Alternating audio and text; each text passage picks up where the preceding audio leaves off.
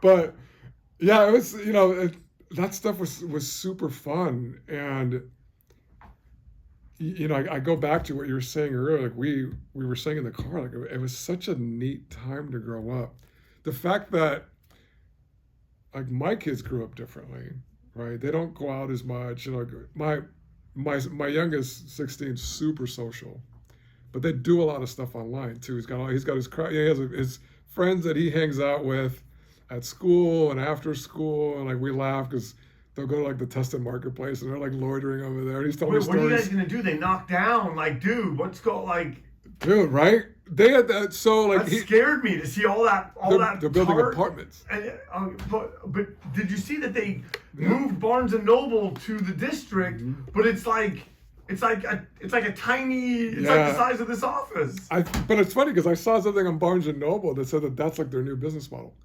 Oh. They're purposely scaling down. Okay, I can see that. I can see why they're like, oh, yeah, I'm gonna bail on the lease and go down the street, right? But what's funny is he told me, like, yeah, like I laugh because I tell him, like, I smile when he tells me, like, yeah, we're at Target and and they're running around with skateboard helmets and sword fighting and loitering and buying dumb stuff, and I'm like, that brings back memories. That's so great. Good for you. Like, because that's what kids do, right? Or like they go and like they'll hang out. God, they were going to the freaking furniture store and getting kicked out because they're laying on all the beds and they're trying to furniture. It's just like they're making up things to do, right? We got kicked out, or I remember I got kicked out. I might have been with you, or I might have been with Daniel Archer. Used to be Dan Dingley, who's also a character in 85, 86. He, well, I think I was playing with the tampons. I walked in and like the guy like saw me, and I think like it was. He saw what I was doing. I think I was juggling boxes, and I think he's, you know what, get out. He's all, just get out. Just get out. I don't even care if you're gonna buy anything. Like, it's not worth having you in here. But like, Cool Summer is fiction in the sense of we never met a guy that was like Richard Ramirez. Right. Richard Ramirez was killing people, but like, I remember. Okay. I remember the Night Stalker. Yes. And it was like we were legitimately scared. Mm-hmm. But I remember that still didn't stop me from walking over to your house in the, like, either walking to it or in the evening walking home by myself. I remember. Whereas if something like that was happening now, I tend to think you, let's say with your younger, with your kids, or even when your kids were younger, you would have driven them. Like absolutely.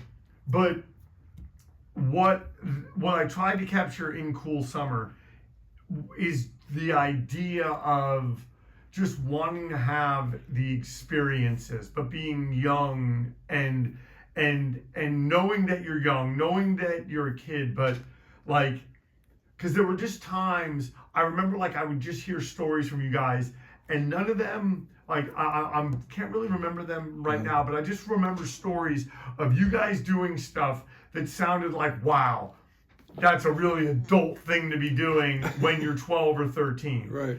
And my thing is that what do you think it is about when we're young that makes us want to be in those situations? Like, because I could have seen, I'm not saying that we necessarily would have gone with them, but I could have seen us coming across a guy like the Ghost in Cool Summer and at least entertaining, let's get in this guy's car and go with him. The conversation, yeah. Yeah. What's funny is when I watched it, and it made me smile because I felt like the conversations that were being had, the awkward situations that he was putting them in. My character is saying we really shouldn't be doing this. Guy, like, that's totally me. And back then, I was always. It's funny. It's always like I don't know if it was like, to me, I would kid, and as many adventures as I had as a kid. Yeah. And a ton. And like I tell you, as you mentioned this earlier, I would not trade my childhood with anybody. Yeah. I absolutely loved it. Oh yeah. It was phenomenal. But Good, it was weird because all of it. Yeah. And what was funny is like I always had this thing where like I always kind of knew where to draw the line. Okay, like my spidey senses would go off and go, okay, this is probably a step too far. I'm not comfortable with this or this person. Well, I probably shouldn't go, right? 85, 86. Yeah. Well, when in real life we were going to run away from home, I remember that was for you, and I even remember for John, it was a real kind of like a game over moment in the sense of, why are you doing this? Like, exactly. This is pushing things a little too far. And I remember that was I think the reason why I ended up not running away, because I was like, they're right. Like, you're gonna cross a line and it's hard to come back. It's hard to come back, and where are you going? Right. And then I had like the spidey senses, and then I always had like, if I do this, my dad's gonna kick my ass. Right? So it was always like that thing, because my dad was always so fat, and my dad was always so, don't do anything stupid. Right. And I'm like, because my sister was always the one that would get in trouble for stuff. I was always I did a bunch of stuff. My sister teases me now because she'll tell my mom, did you know he did this and this when he was... Right. My mom's like, no, German's my angel. He always told... And I told my sister's like, you got away with stuff. I go, I wasn't even getting away with stuff. I go, I was just smart enough to call and say, hey, I'm at Evans. Yeah, right. When I said I would call her, she's like, okay, cool, I know where you're at. You covered your ass. Yeah, I'm like, not like, I'm just going to disappear. You know, Patty would just like, she'd jump out a window and give her friends like, later. And so I go, I learned, right? And so my brother, like every time down, although Alex didn't really worry about that, because Alex was always calmer and way more mature than I was. When I was out in public, everybody, when I would meet people, they always thought he was older than I was. Oh, really? Always. And we're 5 years apart, mind you. They always thought he was older because of his demeanor. And he's just a mellower, calmer, level-headed person. And I was kind of goofy and laughing. And so they always thought my brother, Alex, was older. I mean, I remember coming home times, and my friends were there hanging out with him. Like, I did that a couple of times. Yeah, right? Like, my mom's like, everybody's in there hanging out with your brother. I'm like, what? They're like, oh, you weren't here, so we hung out with Alex. I'm like, what the hell? Right? Well, for me, it was, I remember hanging out with him because with you guys, you and John and Albert, like everyone, if there was a plan, I just didn't want to miss something. So my thought was, well, if I get there early, and if I'm hanging out with Alex, German's going to come home at some point, and then at that point, I can see them and hang out with them. And it's interesting talking about your parents. I had no problem being in the kitchen, going in your refrigerator when your mom was home, and if your mom was in the refrigerator, in the kitchen, I didn't care. I never did that. If your dad was in the kitchen, I wouldn't. My dad scared everybody. Funny. He was nice, but that's the thing. Super nice guy. He's just fighting everybody. He never did anything to scare me. But it was because he didn't do anything to scare me that I was scared of him. Right? Because it's like you're thinking, okay, this guy really. He was frightening, and it's funny. One of it was like his demeanor, and he wasn't super fluent in English, so he would just say hi, but he wasn't going to engage you in a bunch of conversation. So I used to talk with your parents all the time. Right. And your parents were always super friendly and conversational. Like, what are you up to school? Like, how's your day going? And that's the New York. Yeah, it's the New York. It's like, let's chat. And you'd run off, and I'd be hanging out talking with your mom, because I'm like, no, I'm good, right? I'm like, this is great.